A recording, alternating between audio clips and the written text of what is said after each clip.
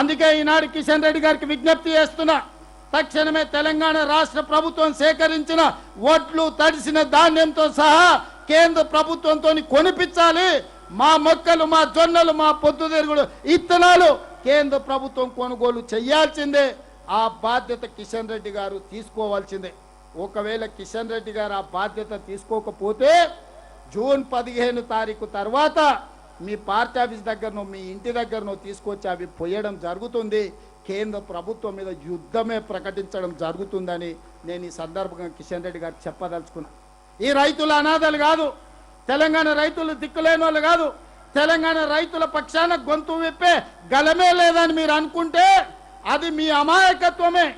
ఈనాడు ఈ తెలంగాణ రైతాంగం పక్షాన వాళ్ళ సోదరుడు రేవంత్ రెడ్డి నడుం బిగిస్తాడు. జూన్ 15 తర్వాత మీరు ఒట్లు ఎట్లా కొనరో, మక్కలు ఎట్లా కొనరో, జొన్నలు ఎట్లా కొనరో, పొద్దుతిరుగుడు ఇత్తులు ఎట్లా కొనరో మీ సంగతి తేలుస్తా అని చెప్పి కిషన్ రెడ్డి గారికి సవినయంగా నేను విజ్ఞప్తి చేస్తున్నా. మిత్రులారా, ఈనాడు మహారాష్ట్రతోని సాగునీటి ప్రాజెక్టుల సమస్య పరిష్కారం జరగాలన్నా ఈరోజు మనం కొన్న వడ్లు తడిసినవైనా మిగతావైనా మొక్కలైనా ఈ ఇత్తనాలు కొనాలన్నా లేకపోతే ఈ ధాన్యం కొనాలన్నా కేంద్ర ప్రభుత్వం ముందుకు రావాలి. కేంద్ర ప్రభుత్వం ముందుకు రావాలంటే పెద్దలు కిషన్ రెడ్డి గారు బాధ్యత తీసుకోవాలి.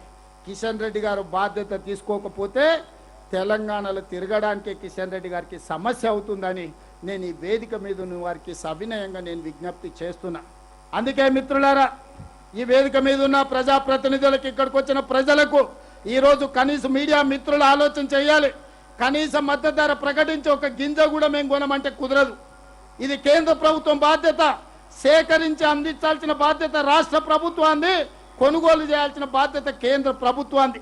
అందుకే ఈనాడు కేంద్ర ప్రభుత్వాన్ని డిమాండ్ చేస్తున్నాం. తెలంగాణ రాష్ట్రం నుంచి 75 లక్షల క్వింటాల వడ్లను కొనాల్సిందే. 20 లక్షల క్వింటాళ్ళు మొక్కజొన్న కొనాల్సిందే. మీరు అదే విధంగా జొన్నలు కొనాల్సిందే, పొద్దుతిరుగుడు ఇత్తనాలు కొనాల్సిందే. ఏవేవైతే కేంద్ర ప్రభుత్వం కనీసం మద్దతు ధర ప్రకటిస్తుందో వాటన్నిటిని రాష్ట్ర ప్రభుత్వం సేకరించి కేంద్ర ప్రభుత్వానికి సరఫరా చేస్తుంది. వాటిని కొనుగోలు చెయ్యాలి. కొనుగోలు చెయ్యకపోతే జూన్ 15 తారీఖు తర్వాత ఖచ్చితంగా కార్యాచరణను ప్రకటిస్తాం. అందుకే మిత్రులారా, ఈనాడు ఆదిలాబాద్ బిడ్డల అనుమతి నేను తీసుకుంటున్నా.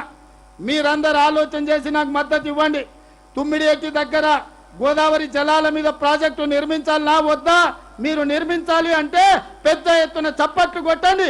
ఆదిలాబాద్కు 2 లక్షల ఎకరాలకు నీళ్లు రావాలంటే మీరు పెద్ద ఎత్తున చప్పట్లు కొట్టండి. నిన్న మన తడిసిన ఒడ్లు కొనుగోలు చేయాలి కేంద్ర ప్రభుత్వం అంటే కేంద్ర ప్రభుత్వం మీద ఒత్తిడి తీసుకురావడానికి పెద్ద ఎత్తున మీరు చప్పట్లు కొట్టండి అని చెప్పి మా మిత్రులను నేను అడుగుతున్నా. మా అక్కలు పెద్ద ఎత్తున కొడుతుర్రా, మీరు కొట్టారు, చేతులు పైకెత్తండి సోదరులారా. అదే విధంగా మొక్కజొన్నలు ఆదిలాబాదులో మొక్కజొన్నలు అత్యధికంగా వన్నాయి. ఇవాళ 2400 రూపాయలు క్వింటాల్ కొనాల్సిన పరిస్థితి. కేంద్రం ఒక్క గింజ కూడా కొంటలేదు. కేంద్ర ప్రభుత్వం కొనాలి. కేంద్ర ప్రభుత్వానికి ఇన్పడే విధంగా మొక్కజొన్నలు అదే విధంగా జొన్నలు కొనేటట్టు పెద్ద ఎత్తున చప్పట్లు కొట్టండి.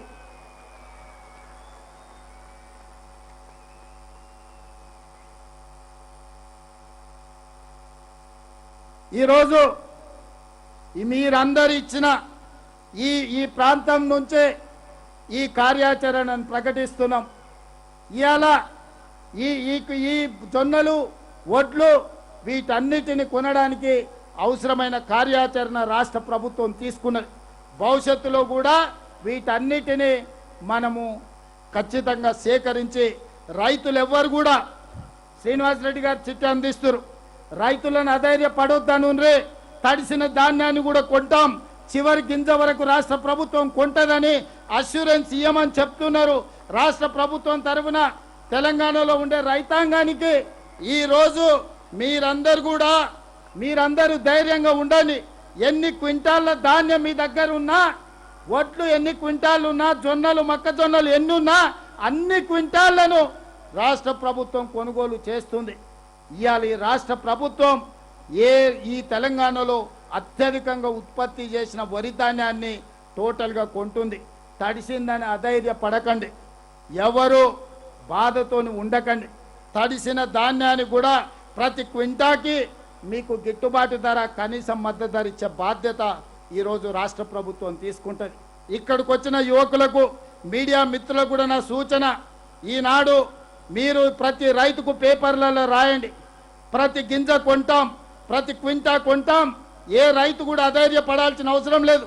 2 రోజులు వెనక ముందైనా రైతులు పండించిన ధాన్యాన్ని సేకరించి కనీసం మద్దతు ధర ఇచ్చే విధంగా ఈనాడు రాష్ట్ర ప్రభుత్వం కార్యాచరణ తీసుకుంటుందని మీ అందరికీ తెలియజేస్తూ, ఇంతసేపు ఇంత రాత్రైనా కదలకుండా ఇన్ని వేలాది మంది, ముఖ్యంగా మా ఆడబిడ్డలందరూ కూడా ఆశీర్వదించడానికి ఉన్నందుకు మీ అందరికీ మనస్ఫూర్తిగా ధన్యవాదాలు, కృతజ్ఞతలు తెలియజేసి మీ అందరి దగ్గర సెలవు తీసుకుంటున్నా. ధన్యవాదాలు మిత్రుల.